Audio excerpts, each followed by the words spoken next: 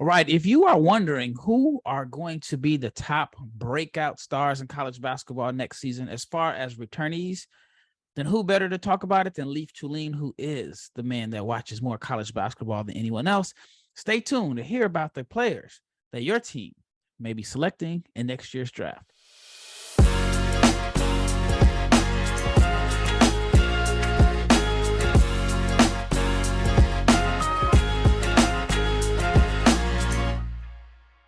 All right, we are still a good 12 months, give or take, minus a few days from the 2023 NBA Draft. But Leif Thulin is here to talk about some of the top players that could break out in next year's draft. This is the Locked On NBA Big Board Podcast, your daily NBA Draft podcast. And again, we're talking about 2023 when we're still in the 2022 draft cycle in a sense because Summer League hasn't started. But I am Rafael Barlowe, the director of scouting for NBA Big Board and the founder of NBA Draft Junkies, and my co-host today, Leif Thulin, aka the Grinder, the man that watches more college basketball than anyone else, and he's also a play-by-play guy for minor league baseball. So Leif grinds, period, no matter what.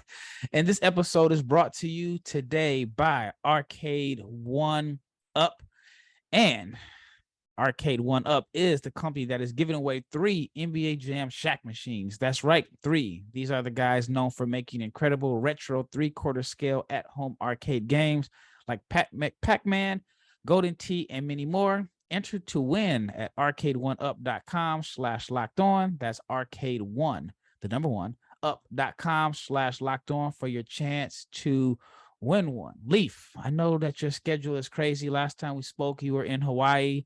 Now you're back on the road doing minor league baseball games, and you're still finding time to watch film. How's everything been going? Are you just overwhelmed right now? I'm doing well. I had a nice reprieve. We were recording a lot of podcasts, but that was the only work I was doing while on vacation. So that was a reprieve, even though it was a lot of work. And now I'm calling games, so I'm just prepping for a baseball game. But always got time to watch film, especially.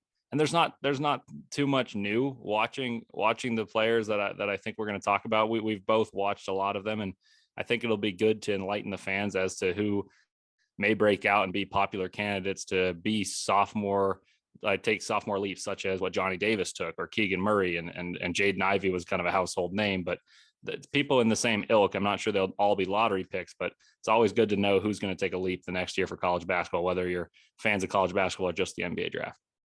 Yeah, so like when you look at this 2023 NBA draft, and if you look at the different mocks out there are not very many returning college players projected to go in the first round. The most notable one is Terquavion Smith, who is one of my favorite players. I was told that he had a lock in the first round, but he wasn't happy with it. He thought he could come back to school, do the Jaden Ivey, and come back and have a huge sophomore year where he is the man and possibly be a top 5 pick.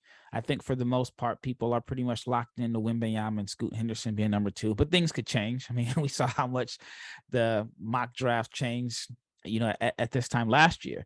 And so my concern about that for Terquavion is NC State was a bad team last year, and that was with him and Sebron. I know that they had some injuries, but last year with their team 3 through 8, they were one of the worst Power 5 teams. Do you think he made a wise choice by going back to school? I think there's going to be more defenses kind of geared to stop him.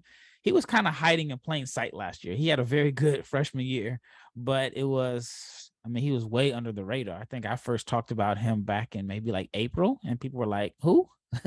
Who is this guy? So do you think he made a good choice by going back to school and betting on himself? I mean, obviously time will tell, but I do think it's a good choice because I personally had him at number 18 on my board before he took his name out of the draft. And you were one who rate, like when I saw you were really hyping him up, and I'd already had him at the low. I think I had at 28 at that point. And then I watched the combine and I was like, oh, okay, I can see what the scouting report would be for him in the NBA, like his keys to success. To answer your question though, I think he does help himself out because for him to be a top 20 pick, like I think he wants to be or wanted to be, I think he would have had to have one team take a real flyer. And there were a lot of players with more proven track records. Like even a guy like Tyrese, who had awesome off the chart numbers, slipped to 17. Does that mean Terquavion at about $1.65 is going to go that high? So I think this year, I think he's got a very good chance to go higher than where he would have this past year. But you never know. I will say that NC State, I think, struggled to find an identity, and he was hiding in plain sight because as a freshman, you don't necessarily take over initially. And we talked about this with Blake Wesley, not that their team was as veteran laden, but they had Darion Sebron, who was older. They had a couple players that can shoot the ball, but they just didn't know how to play good team basketball. I think he will be the focal point of the team. And I think he's probably going to lead the ACC in scoring, despite some prospects being higher, potentially higher rated him, like Dariq Whitehead being at Duke. I think he's going to lead the ACC in scoring and become a better point guard while doing so. And I think that helps his stock. And I have him, I mean, early board that I don't even want to announce at all, but I've got him top 10. Yeah, it's funny because he's a guy that is extremely, extremely confident in his abilities to put the ball in the basket. I mean, we saw it at the combine. He had, at one point, I think he had like 9 points in 9 minutes. And then in the second half, his shot selection was a little crazy. He finished like 6 of 17, but he showed like the elite confidence, the shot making ability. And so I'm looking forward to seeing him because I think he's going to be like must-see TV this year because he already has an internal green light. And now with him being like the total focal point of the offense, he's going to put up some crazy numbers. I wouldn't be surprised if they're inefficient, but I also wouldn't be shocked if he has like a 40-point game. And I mean, he's going to be dynamite. He definitely needs to get stronger. Like you said, $1.65. That is very difficult to play in the NBA, especially as a guard at 165. But I heard from some people that were pretty much connected to the situation that he did have, a floor at around 20. He just wanted to, put himself in position to be top 5, which it's a totally different approach considering that there were players that, I mean, they didn't even have the same type of floor as he was expected to have, and they opted to stay in the draft, and some were second round picks. And I mean, we talked about it a little bit in the episode. I talked about a little bit in the episode with Richard. You had a guy like John Butler who gambled on staying in the draft, and I don't even think that he had a floor of top 60, and he still gambled. So, like I said, it's a totally different approach. I thought more players would take the Smith approach to it this year, considering that there's so much money out there in NIL and try to improve their stock. But he was the only one. All right, that took up a segment. When we return, we'll talk about a few of the other guys that you feel like could break out and have a, like you said, Johnny Davis type sophomore year. I mean, like Johnny Davis was a guy that, I mean, maybe you, because you are like the grinder and you watch a lot of college basketball, but he wasn't a guy that a lot of people had as a potential lottery pick coming into the season. And, I don't think he really stood out that much at the under 19. So Leif will tell us more about who is the next Johnny Davis. But boom, shakalaka. We have big news. The one and only NBA Jam is back in Arcade 1-Up, the leader in at-home retro arcade games, is not only bringing the best game ever back, but they've made it bigger than ever with a Shaq edition machine. I know people are obsessed with NBA Jam, and I'm thrilled to tell our listeners that once again, you can play hoops with NBA legends in this arcade classic. Remember how you could jump clear across the court and set the ball on fire? And NBA Jam was one of the first games, if not the first game, that at least I remember, to ever feature real and digitized NBA licensed teams. There were no fouls, no free throws, and in this case, no quarters are required. You can compete with friends and family through the all-new Wi-Fi leaderboards, which is making you more connected than ever. Pre-order now from arcade1up.com. That is arcade, the number 1 up.com, for an estimated early September ship date.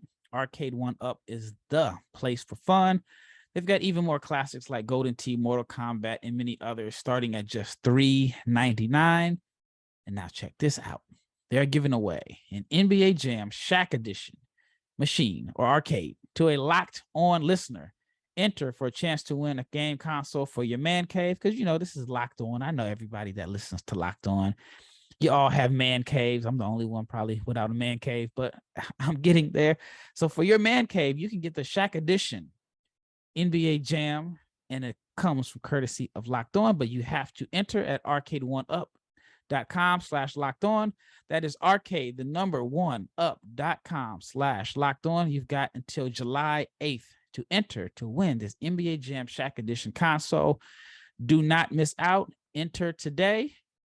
And I know I've asked him this question before, and I'll just answer it for him again. Leif said he's going to play with the Utah Jazz, but Leif is kind of young. He doesn't remember the original NBA, the original NBA Jam. That just shows you how bright his future is, because if he's young enough to not remember NBA Jam and he is where he's at today, that means he has been grinding and put it in the work. So shout out to each and every person that has made the Locked On NBA Big Board podcast your first listen of the day. And now, Leif, who is a player that you feel is due for a breakout sophomore, maybe even junior season, but a breakout season in college basketball? Yeah, I'm going to stay in the ACC here. I don't think this for draft people is going to be too revelatory. This is a guy that reminds me of a player that went to his alma mater. This is Matthew Cleveland from Florida State. He was one of my favorite players to watch in the grassroots. He had a big rise his senior year, moved up to about 20 in his class, which is a pretty good high school class. And I thought he was better than his ranking in the class based on the way he finished his senior summer. That said, at Florida State last year, Matthew Cleveland averaged 11.5 points, 5 rebounds, give or take, 1.2 assists, and about 1.2 stocks, which is a combination of steals and blocks for those of you who don't know. And he's a prototypical Leonard Hamilton Florida State guy, long defensive wing who's got offensive upside. The knock on him is he didn't shoot the ball well. Well, I dug into some stats, and a guy that he reminds me of is Devin Vassell, who, if you remember, was a lottery pick for the Spurs a couple of years ago. And he took a huge sophomore leap himself. On his freshman year, he played on a really good Florida State team. And then his sophomore year, they elevated again. And Devin Vassell scored 13 points his sophomore year after a 4.5 points his freshman year. They're not one-to-one players, but the leaps that Florida State players take, especially in limited roles and then thrust into the spotlight, I think there's a real potential for Matthew Cleveland, who got a lot better as his freshman year developed, including a game winner against Virginia. He takes over games, and he's got the athletic traits to slash, and I think he's got the potential to have a Johnny Davis-esque leap. Yeah, I like the comparison to Vassell. Obviously, it's kind of lazy comparison in the sense because they both went to Florida State, but I like the fact that Cleveland has the size that NBA teams covet in the wing, and I think there is a good upside or good chance for him to be a reliable pull-up shooter. I know that's kind of like his bread and butter. He likes to shoot the pull-up jumpers. Now, do you think that he could be a mid-first round pick, best case scenario, or do you think he can have the same type of rise as Devin Vassell? I mean, Vassell went pretty high in the draft. Do you think there's a chance he could end up being in that range? Yeah, I think he kind of caps out at like 10 to 15. I think that's kind of the top range for him. So I do think he's got the capacity to be a lottery pick, a tail end of the lottery pick. I think his thing that's going to be a swing skill, and it's nothing revelatory, is he just needs to work on his jump shot. He shot 18% from 3 and 56% from the free throw line. Those numbers aren't good, but typically freshman to sophomore players that get better shoot so much better. And that's not even to NBA prospects, but a lot of freshmen just struggle on having the biggest gyms they've ever had. A lot of nerves trying to fight for their roles, and they get lots better shooting the ball. So I believe in his shooting. You talked about his bread and butter being his pull-up jump shot, and he slashes really well. He's got a similar body type to Devin Vassell, where they're really long. They elevate up high in the air and finish up in the air, sometimes even going on their way down. I really think Cleveland has a chance to break out and be an all ACC guy. In fact, I would bet that he's an all ACC guy this year, and the best player on a Florida State team that I think should be a kind of a sleeper to be a really solid team this year, because they've got another point guard there named Jalen Warley, who's another guy I think will break out on a lesser degree. Yep. All right. Who else is on your list for potential breakout stars for next season? This one is near and dear to your heart, but it might be a rival. It's going to be Arthur Kaluma, who's in Omaha for Creighton. Yes, sir. I don't know. You say go Big Red, but you may have some fond ties to the Blue Jays, who shoot the ball somewhere in the middle of America.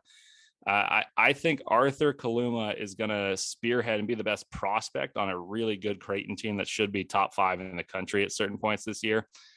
They also have Ryan Nembhard, younger brother of Andrew Nembhard, was the 31st pick, Trey Alexander. So they've got a really good young core. But I think Arthur Kaluma is the guy that really sticks out to me as a bona fide prospect. You talked about what do NBA teams covet? They covet size and length. Well, he's a sophomore. He scored 14 points per 36 minutes, 7.2 rebounds. Those are like, if you look on Tankathon, for instance, they've got those in the red. They're like, oh, that's not good. But in a role where he's playing an egalitarian offense, where he's the kind of 4th option on a Creighton team that was really good, actually. They almost beat Kansas without 2 of their best players, and Kansas won the national championship. Kaluma didn't shoot the ball great, but he showed an individual ability to score his own bucket. He's a productive rebounder, and he gets to the rim well, and he's got good touch. So I buy his traits, and I'm curious to see if the age, which some evaluators hold against people because he's already 20 years old, so by draft he'll be about 21. I'm curious to see if that holds him back, but he's a guy that I think should take a huge leap in terms of development and be a person that draft evaluators may find enticing. Yeah, I thought that with his age and the Kansas game, I thought that was going to be enough to make him like enter the draft and kind of really check and see what the temperature was on him being a prospect. So I was actually kind of surprised that he went back to school, even though I don't think I don't know, it's tough because I can say there's other guys that didn't do enough to get drafted. We've seen a couple guys go in the first round that didn't really do a whole lot. So I thought that he was going to at least give it a legitimate shot, but Creighton is expected to be top 5. And, growing up in Nebraska, it's weird. Like Creighton and Nebraska, at least from my knowledge growing up, did not have like this heated rivalry. There's like, in Arizona, if you go to Arizona for grad school, you don't go to Arizona State. I mean, if you go to Arizona for undergrad, you don't go to Arizona State for grad school.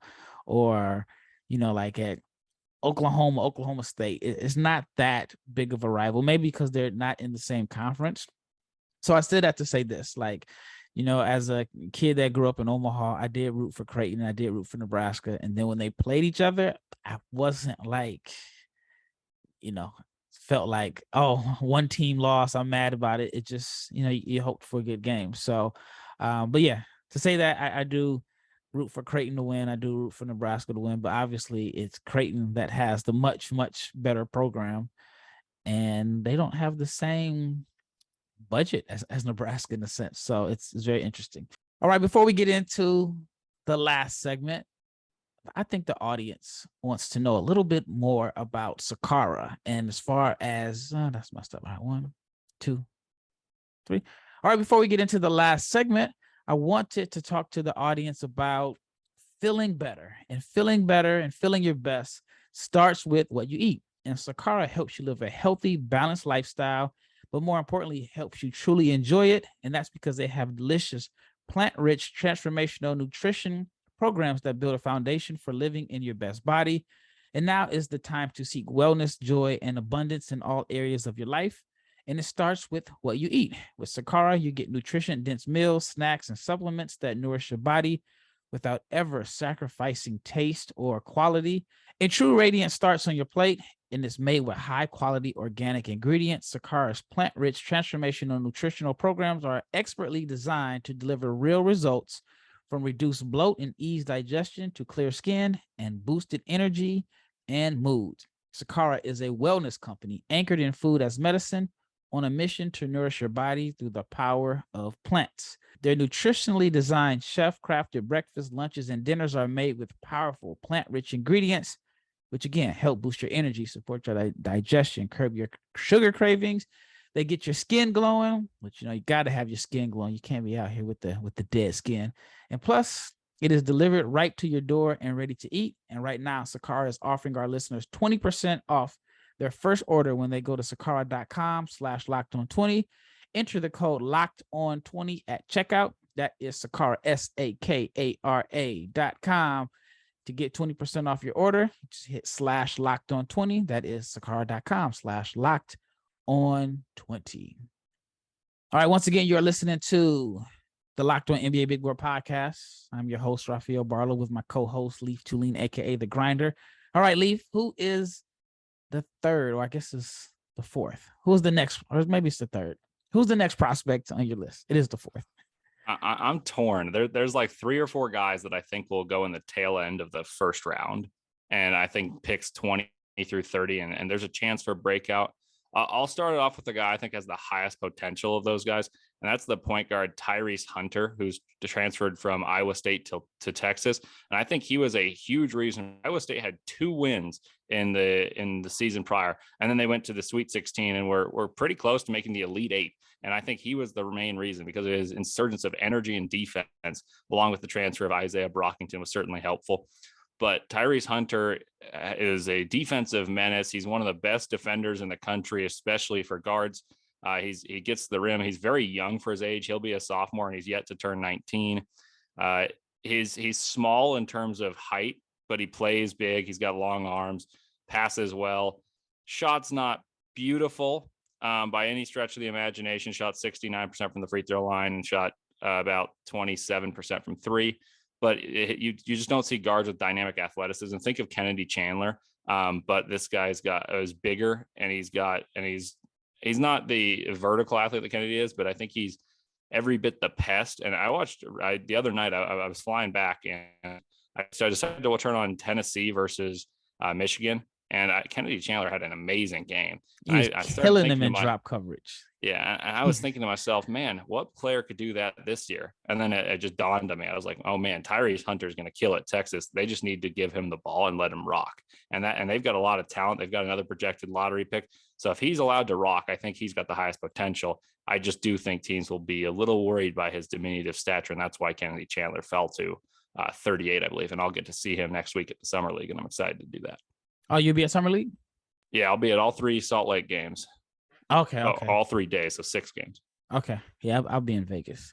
But yeah, I was really, really surprised by Hunter transferring from Iowa State. I thought he played well there. I mean, I don't know the inside, but I thought the situation was good for him. And the jump shot is the big question mark, and I can't think of it. What was the game that he made all those threes? Was it in the tournament? I think he had a game where he made 5 or 6 threes. He was clutch against Wisconsin. I don't know how many threes he hit, but he was really good against Wisconsin. He did a good job on Johnny Davis too. Yeah, I think that was the game. And then he kind of followed. I mean, he was hot that game. Then he kind of followed it up with the inefficient shooting the next game or whatever. But I like him. My first time seeing him play was they had it was called the Wooten tournament or something like that. It was like a McDonald's camp to get in for McDonald's nominees or something like that. And so I guess it was the year of around COVID or something like that. So a lot of kids missed out on that particular summer. And it was a camp that they had here in Dallas. And I didn't really know much about some of the guys going into it, but when I left the camp, he was one of the 5 players that I said that I was going to keep an eye out and remember. I just, remember him having this same demeanor no matter what. He was picking up full court. He was getting steals. He was finishing. I thought the best players at that camp were him, Nick Smith, who is projected to be, top 5 pick on some mocks. And then there's another player that really stood out to me. Oh, Trey Alexander, who's actually at Creighton. Those 3 guys really stood out to me at that particular tournament. But yeah, I'm definitely looking forward to seeing what he does at Texas. Texas is going to be good. I mean, they have a good recruiting class. Then they have another kid from the Dallas area. I think Dallas had 5 McDonald's All-Americans, and one of them is Arterio Morris, who is just a phenomenal athlete. And I'm looking forward to seeing those 2 guys play together. All right, who is the next person on your list? I've got a guy who many will mistake for the number 4 pick in this year's draft, and that's his twin brother, Chris Murray. Keegan Murray's twin brother, Chris Murray, and it was LSU that Tyrese Hunter had a great shooting day. He had 7 threes, going 7 of 11. I had to check it because I wanted to say that, but I wasn't sure. Anyway, Chris Murray, I think what you saw in Keegan Murray, and it sounds like a cop-out because they are twins, but they do have similar traits. Chris Murray's even bigger. He's thicker than Keegan was. He was able to use his body very well, and And I don't think he's a better shooter than Keegan, but his shot comes off his hand maybe even more cleanly than Keegan's. And Keegan's had to be reworked from freshman to sophomore year. And Chris had the same transformation. I just think he was a slightly later bloomer than Keegan was. Chris Murray, though he didn't play a ton, averaged 19 and a half points per game and 8.5 rebounds per 36 minutes. And in those per 36 minutes, which these are inflated because he didn't play a ton, so I'll repeat that, he averaged 3.5 stocks. And that's steals and blocks once again. His activity level is really impressive. He reminded me a lot of last year of what freshman year Keegan Murray did. And I could see towards the end of the season, the reason Iowa started becoming a trendy Final Four pick, the reason they won the Big Ten tournament was because they had more versatile athletes and they were able to defend as well as score at the elite level that Iowa always does. They had Patrick McCaffrey, Keegan Murray, and Chris Murray running out the floor with strong guards. And I think when he entered the games, and that speaking of Chris Murray, their defense elevated. And I think his ability to play pick and pop, kind of guard multiple positions is something that just fits the modern NBA to a T. And I think he's bound to have a breakout season with the departure of his twin brother Keegan, as well as Jordan Bohannon graduating. So I think there's more space for him to shine at Iowa. And in what's I consider a pretty wide open Big Ten, I think he could be an all Big Ten performer. All right, I have a couple questions for you. Do you think that Chris Murray's draft status will depend on Keegan's success in the NBA? Unfortunately, I do think that may impact it. I don't think that's necessarily fair.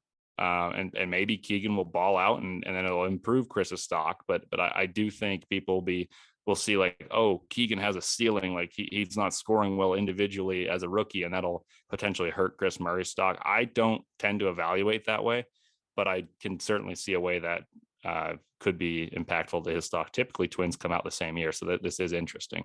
Although the Champagnes did it this past year. Yeah. So I was thinking about that. Like if Keegan has an all rookie season, he's one of the top 5 rookies, and let's say he averages 15 and 7 or something like that and shoots 37% from 3, how much does that help Chris Murray? Or if it's the other way around and Keegan struggles, and does that impact Chris? Now, my second question is, can you tell them apart? Yes, I can actually. How?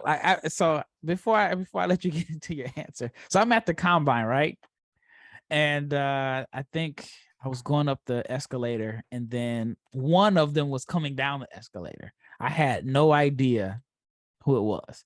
Then I went to their pro day, and it was me, and I was sitting next to a few NBA executives, and we couldn't figure out who was who because they didn't have a jersey on. And so the only reason we knew was because one is left-handed, one is right-handed. And so, but if it wasn't for that, and there were some scouts that didn't even know the difference. And so then we had to figure out, okay, like, all right, when they're shooting, we can tell. But if it's like, ball handling drills or finishing at the rim, it was tough to tell. Then once we kind of figured out, okay, all right, the guy that shoots with the left-handed is wearing Kyrie's. The one that shoots right-handed is wearing Durant's. That was the only way to tell them apart. But I can't tell them apart out if they were just both, like I said, one was on the escalator. So how are you able to tell them apart? Well, my main giveaway was their shooting hand. So that was the first answer. I would say that Chris Murray has broader shoulders than Keegan. So it would be kind of hard to just see if they were in like t-shirts, but in like a basketball uniform, even if you strip their number, I think I'd be able to tell. But I can't promise it in the same situation you were in.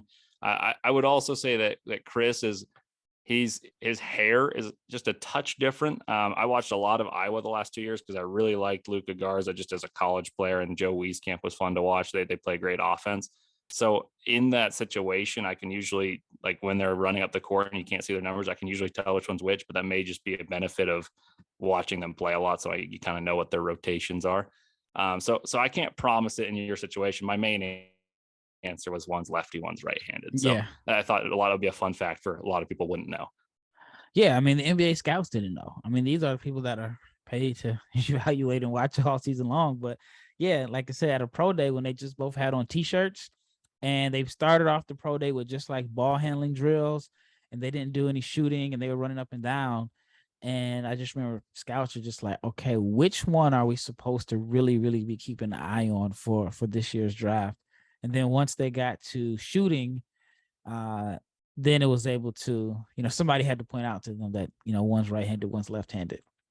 All right, well, man, that wraps it up, man. This was a great episode. Again, that's why they call you the grinder. I mean, you mentioned that you were watching, NCAA tournament games on the plane. You're giving your insight on some of the top returning players, which I think is going to be very, very interesting to see how many actually get selected in the first round. I mean, it's still extremely early, but right now, everybody's talking about not only the freshman class, but this class of players that aren't even playing in college basketball. And the returning college players are just not getting much love. And that's why I had to have you on, because somebody has to give them some love, because I think a lot of these guys are going to be overlooked. And again, it's super early. Things are definitely going to change. Right now, a lot of guys that are projected top 10 in different mocks are probably going to fall off just because that's what happens every year. And some of the guys that you mentioned in this episode will probably be on the rise. But once again, thank you for making the Locked On NBA Big Board podcast your first listen of the day. And now for your second listen, get up to date on the latest news and rumors in the NBA in just 30 minutes every day with the Locked On NBA. And the Locked On NBA podcast is your daily NBA update in 30 minutes. Definitely have to check it out later on today because free agency starts. I'm just not used to free agency starting on Thursday, which means I don't have to stay up until 2 o'clock in the morning to get the latest news. I mean, if you're an NBA fan like myself, you remember waiting until midnight, waiting on Woj or Sham's tweets. And I remember one year I was actually in Greece, and I was staying up. I was like, I don't know, maybe like 6 o'clock in the morning, and I'm sitting there waiting on the tweets to come. So hopefully we get some crazy news today. Well, once again, it's Rafael Barlowe with my co-host Leif Thulin, aka The Grinder. And if you ever doubted the nickname, then today he showed you why we call him The Grinder. And hopefully everybody has a happy Thursday, and we are out.